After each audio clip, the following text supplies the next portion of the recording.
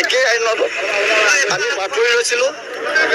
কিন্তু এই শিক্ষকৰ 13 চনত শিক্ষকসকলক যিভাৱে চৰকাৰে প্ৰাদেশিকৰণ কৰিলে সকলো সুযোগ সুবিধা দিয়া হ'ল, কিন্তু একে আইনত আমি চৰকাৰী নথিত আমি যোগ্য বিবেচিত হোৱাৰ পিছতো সেই সময়ত আমাক প্ৰাদেশিকৰণ নকৰি পিছত আমাক 17 চনত আইনখন এমেণ্ডমেণ্ট কৰি আমাক মাত্ৰ টিচাৰৰ পৰা আমাক টিউটৰ কৰিলে। 2021 চনত আমাক 5 ফেব্ৰুৱাৰীত আমাক টিচাৰ মানে টিউটৰ কৰিলে, যিটো আমাক মানে পৰিশ্ৰমী বা মজুৰি দিয়া হ'ল। এই মজুৰিটো এজন সাধাৰণ মানে হাজিৰা কৰা শ্ৰমিকতকৈ এই মজুৰিটো কম।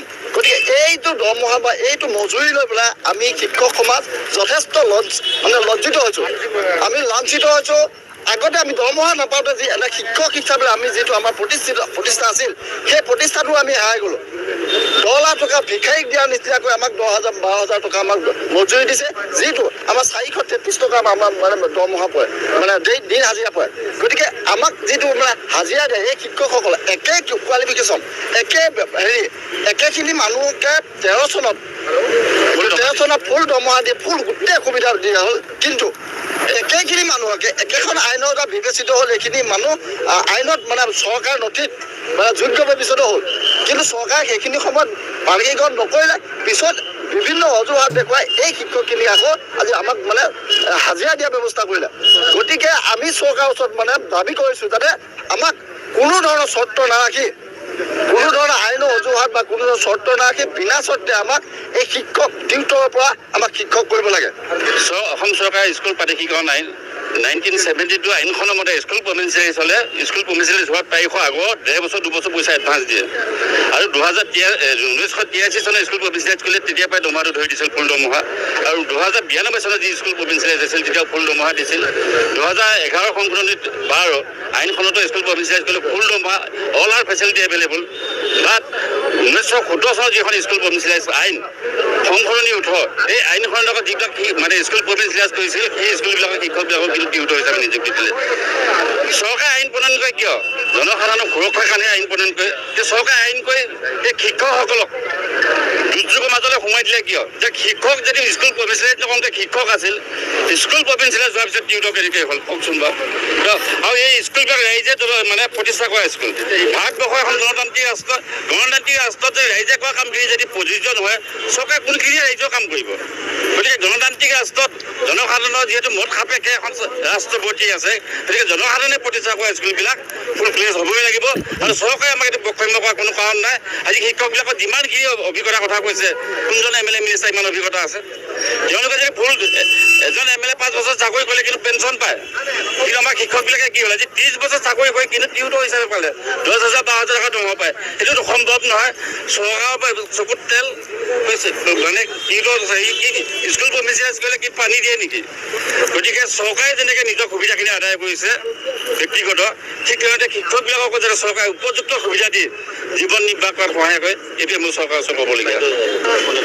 মোৰ নাম হীৰামাই শইকীয়া, মই কাৰ্বি আংলং জিলাৰ দেনগাঁও ইংলিছ হাইস্কুলৰ এছিষ্টেণ্ট টিচাৰ বুলি ক'বলৈ এতিয়া আমাৰ বেয়াই লাগে, কাৰণ আমাক চৰকাৰে টিউটৰ কৰি থৈছে। আমি বহুত লাজ অপমানত জীয়াই আছোঁ, প্ৰতি পদক্ষেপতে আমি লাজ অপমানত জীয়াই আছোঁ। আমাৰ দৰমহা কম, আমাৰ ল'ৰা ছোৱালী পঢ়াবলৈ এতিয়া নোৱাৰা অৱস্থা আছোঁ।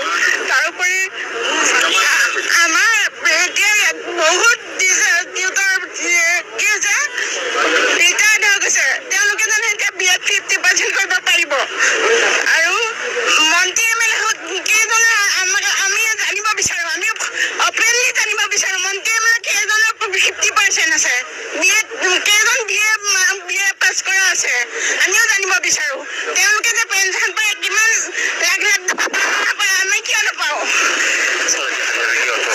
শ্ৰদ্ধাৰ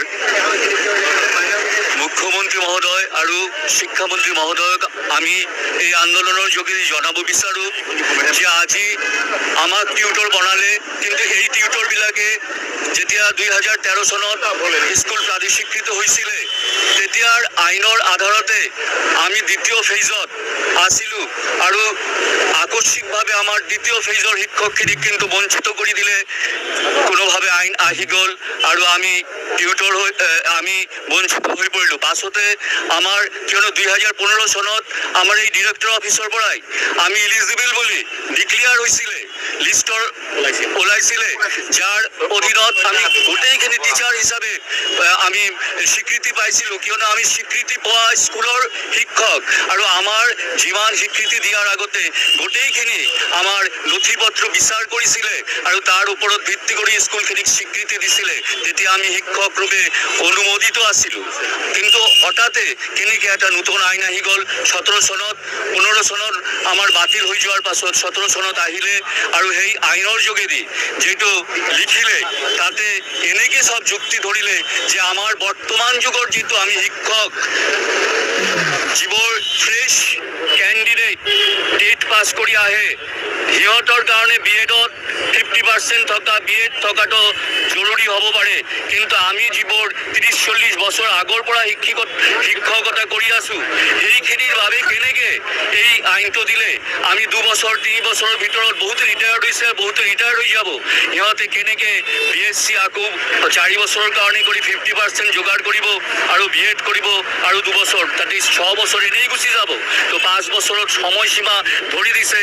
যিসকল শিক্ষকৰ মাত্ৰ 2 বছৰ 3 বছৰ আছে চাকৰিৰ, বাকী সিহঁতে কেনেকৈ পূৰ্ণ শিক্ষকৰ মৰ্যাদা পাব?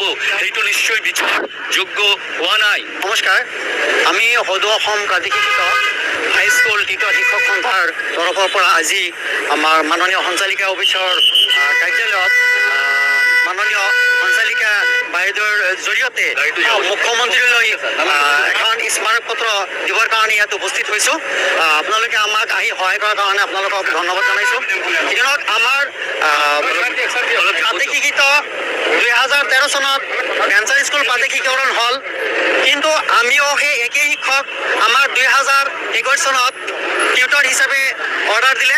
আমাৰ দৰমহা ইমান কম দিলে যে 10,000 পৰা আৰম্ভ কৰি 16,000 লৈ আমাক দৰমহা দিছে। গতিকে 10,000 টকা, 11,000 টকা, 12,000 টকা, 16,000 টকা দৰমহাত এজন মানুহ ইমান বজাৰত বস্তু জুই চাই দাম, এইখিনি সময়ত জানো এইখিনি টকা চলে নেকি? গতিকে মানৱ সম্পদ কৰা ব্যক্তি আমি মানৱ সম্পদ কৰি আছোঁ। অসমখন উন্নতি হ'বৰ কাৰণে মানৱ সম্পদ কৰিব লাগিব, মানুহ শিক্ষিত কৰিব লাগিব। গতিকে যদি দেশত যদি মানুহ শিক্ষিত নাথাকে তেনেহ'লে দেশখন কেনেকৈ আগুৱাই যাব? আমাৰ মাননীয় মুখ্যমন্ত্ৰী মহোদয়ে কয় যে ভাৰতবৰ্ষত 5খন ৰাজ্য যদি হয় তাৰ 5খনৰ ভিতৰত আমাৰ অসমখন এখন হ'ব লাগে। গতিকে